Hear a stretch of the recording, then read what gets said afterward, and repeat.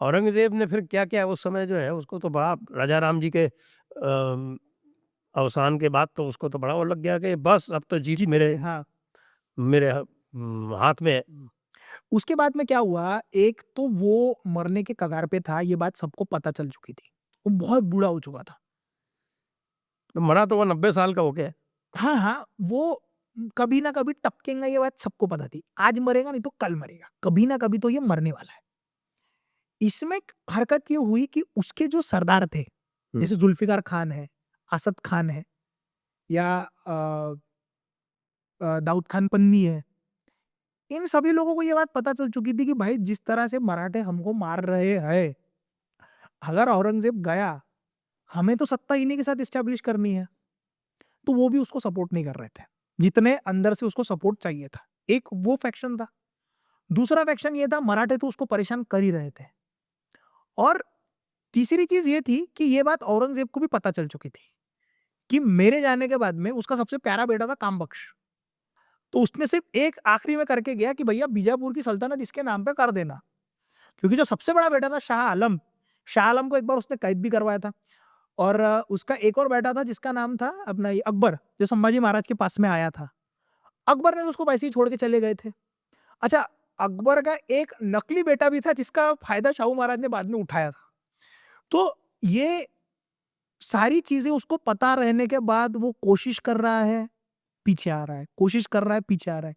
तो आखिरी समय में जब उससे ये कहा गया कि ठीक है आप मरने वाले हो, बहुत बीमार था वो तब। आप मरने वाले हो तो एक काम करो, आप किसी को राजा घोषित कर दो। तो उसने आखिरी में ये कहा कि मैं क्या डिसाइड करूँ, जो डिसाइड करेंगे वो तो अल्लाह की मर्ज़ी होगी, जैसे होगा राज्य अपने हिसाब से बनेगा और राज्य अपने हिसाब से चलेगा। ये उसके वाक्य है और वो अपने एक भी बेटे को अपने पास में नहीं आने देता था। शाह आलम आया, हाँ, तू अफ़गानिस्तान चले जा। कामबख्श आया, तू कर्नाटका चला जा। आज़म आया, तू गुजरात चले जा। क्योंकि उसको इस बात का डर था कि जिस तरह से मैंने शाहजहां को तड़पा के मारा, मेरे बेटे मेरे को कभी भी तड़पा के मार सकते हैं। वो भरोसा किसी पे भी नहीं करता था। किसी पे भरोसा नहीं करता था। तुम्हारा नहीं, नहीं, तू नहीं, नहीं, डर है, डर, डर। और वो आखिरी में ये लिख के जाता है कि चलो ठीक है, उसने अपने मन की संतुष्टि के लिए ये कहा, आखिरी वर्ड है उसके कि चलो कोई ये तो नहीं कहेगा कि औरंगज़ेब ने काफ़िरों को और इस्लाम के विरोधियों को मारने के लिए कोई कसूर छोड़ा है। मैंने ज़िंदगी भर उनके खिलाफ जिहाद करने की कोशिश करी। ये उसके आखिरी वर्ड्स हैं। उसको भी पता था कि मैं दक्षिण कभी जीत नहीं पाएगा। जो दक्खन को वो निगलने आया था, उसी दक्खन ने उसको निगल लिया। हाँ, उसने जो जो जो जो शिया सल्तनतें थी उनको तो निगल लिया उसने। हाँ, और उसमें उसमें वो निगलते वक़्त भी उसके उसके उसके कारण उसने ये दिए थे। अब संभाजी महाराज का क्या हुआ, उस समय पे जब वो नीचे आया, तो संभाजी महाराज ने कुतुब शाह के साथ में संबंध अच्छे थे। हुँ। क्योंकि कुतुब शाह भाग्यनगर का जो कुतुब शाह था, उसके यहाँ पे काम करने वाले जितने भी मेन मंत्री-संतरी थे, सारे हिंदू थे। तो Shivaji Maharaj had a good relationship with Qutub Shah. Despite that Shivaji Maharaj का ऐसा था कि तू रूल करेगा, लेकिन चौथ हमें देंगे। आपको चौथ देना पड़ेगा। सो कुतुब शाह के साथ में अच्छी रिलेशनशिप थे, ये बात संभाजी महाराज को भी पता थी। So when he came to south, Sambhaji Maharaj ने सबको लेटर लिखे। They wrote a letter to Qutub Shah, he wrote a letter to Vijapur, सबको लेटर लिखे और ये कहा कि देखो मुगल अगर ये आए, नाउ यू आदिल शाह शिया फैक्टर था। बोले आपको मार देगा बोले ये, तो you have to work with me. सबने संधान बनाया। लेकिन जिस समय पे कुतुब शाही उसने खाई, मतलब जिस समय पे उसने कुतुब शाह को मारा, तो कुतुब शाह के लेटर में वो यही लिख रहा है कि we are not attacking on you because you are a सल्तनत, we are attacking on you because तुमने काफिर संभाजी को मदद करी। इसके डायरेक्ट लेटर्स थे। उसने आदिल शाह को कन्वर्ट करवाया फ्रॉम शिया टू सुन्नी। अच्छा ये ये हुआ है। हुआ है? He converted him from Shia to Sunni. और निज़ाम शाह को? निज़ाम अहमदनगर शाह नहीं था ना उस समय पे, उस समय निज़ाम नहीं था। अहमदनगर का तो जब वो वो तो सूबेदार था, वो बहुत पहले जा चुका जब है। वो सूबेदार था हाँ, तभी वो उसने कर लिया था। 30-35 में ही खत्म हो चुका है पूरा का पूरा। हुँ, हुँ, उसका 25-30s में उसी समय पे खत्म हो चुका है। शाहजी राजा ने उसको रीएस्टैब्लिश करने की कोशिश करी थी, क्योंकि हमारी ये मान्यता थी ना कि हम तो सिर्फ गुलामी करने के लिए पैदा हुए हैं। इस मान्यता को तोड़ने के लिए चलो ठीक है, निज़ाम शाही को मैं पपेट बनाऊँगा। He tried but he failed, miserably he failed. लेकिन आदिल शाह खत्म हो गया, कुतुब शाह खत्म हो गया। अच्छा, नागपुर का गोंड राजा था, नागपुर का गोंड इज आदिवासी कम्युनिटी। उसने जब ये गोंड सल्तनत पे आक्रमण हुआ तो गोंड राजा के फैमिली के एक साइड ने पूरा मुसलमान धर्म स्वीकार करा, उसने उसे भी कन्वर्ट करा, and one side is totally Hindu still still, मतलब अभी भी है वो। तो एक साइड पूरी बख्त बुलंदशाह नाम कन्वर्ट करवा के उसने उसको कन्वर्ट करवाया पूरा का पूरा। सो ही वॉज नॉट कि जैसे ये इवन इवन अभी मैं आपको एक बताता हूँ, जैसे औरंगजेब के बारे में भी एक अफवाह जो उड़ती है कि औरंगजेब ने तो मंदिरों को भी दान दिया था। ये सुना है आपने? राम पुनिया जी का सुना था? राम पुनियानी तो हाँ, मैं इसका भी क्लैरिफिकेशन देता हूँ, ये कब से शुरू हुआ। जब आपने शुरू में तो किया था उसने, क्योंकि उसको सपोर्ट चाहिए था। नहीं, मैं ये बताता हूँ। इवन ये पीएल गुप्ता की भी किताब है, गुप्ता पीएल गुप्ता, ये कोई तो भी गुप्ता है, उनकी भी एक किताब है। इसमें क्या हुआ कि जब सबसे पहले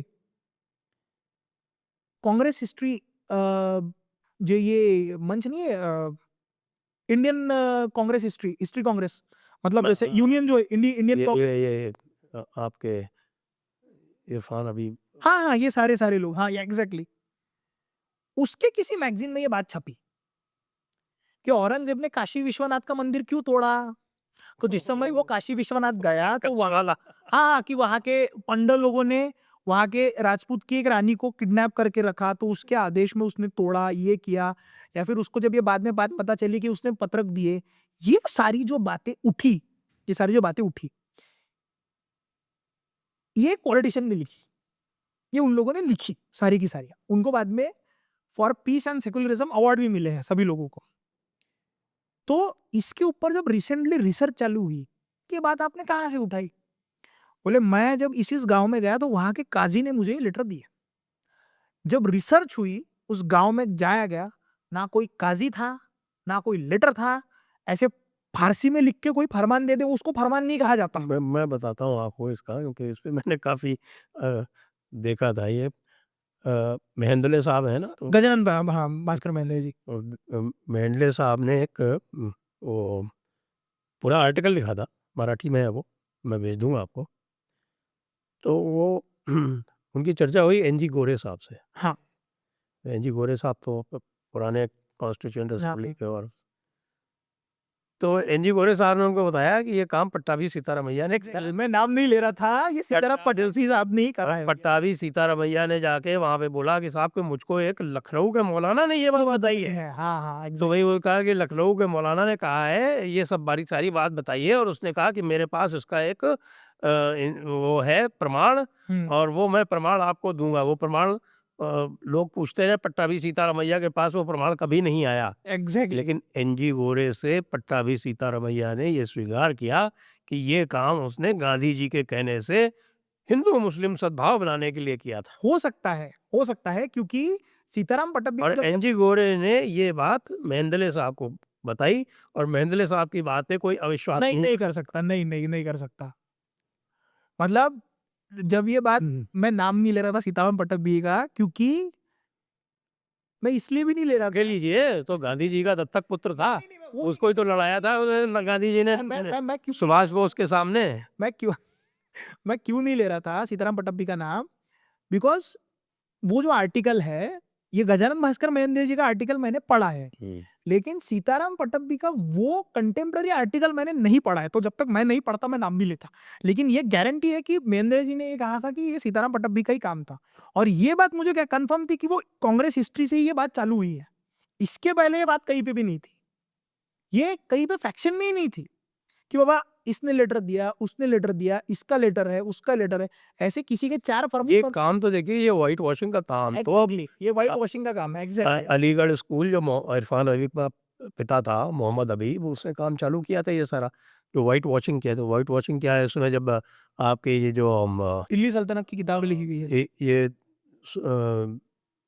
जिसका है ना, ये आपके किसने ये जो ट्रांसलेशन किया था, ये जो पूरा का पूरा जो ट्रांसलेशन किया था, Indian history as told by its own historians, तो उसमें जो है वो इनकी पूरी कलई खुल गई थी, ये पूरी तरह से ये बदनाम हो चुके थे वो प्रभु से। गांधी जी ने कहा कि भाई इनका जो है वो कैसे रिस्टोर किया जाए, तो फिर मोहम्मद हबीब और एक वो इलाहाबाद का था वो रशब्रुक विलियम्स, इन दोनों ने मिल के ये काम चालू किया। वो इलाहाबाद में वो सिविल सर्वेंट था, वो वहाँ के हिस्ट्री डिपार्टमेंट का Indeed. उसको बना दिया हेड, और इधर मोहम्मद हबीब थे। Yes, yes. इन लोगों ने ये काम चालू किया। फिर मोहम्मद हबीब जो थे वो इनकी पार्टी में शामिल हो गए, मोतीलाल नेहरू की।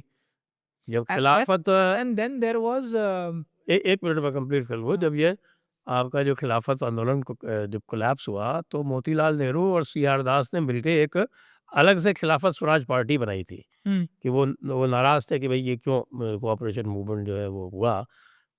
तो ये खिलाफत स्वराज पार्टी का मेंबर बन गया, और उनकी तरफ से इलेक्टेड पोस्ट भी होल्ड की इसने, मोहम्मद हबीब ने। और उसके कुछ दिनों बाद मोतीलाल नेहरू कांग्रेस में शामिल हुए, कांग्रेस में शामिल होकर तुरंत उसके अध्यक्ष बन गए। तो मोहम्मद हबीब भी आ गए इधर, और मेंटर बन गए किसके? मोतीलाल नेहरू जी के पुत्र के। और हिस्ट्री में ये भी पहला ओकेजन है कि साहब के पिता और पुत्र जो है वो, पिता ने पुत्र को सत्ता सौंपी।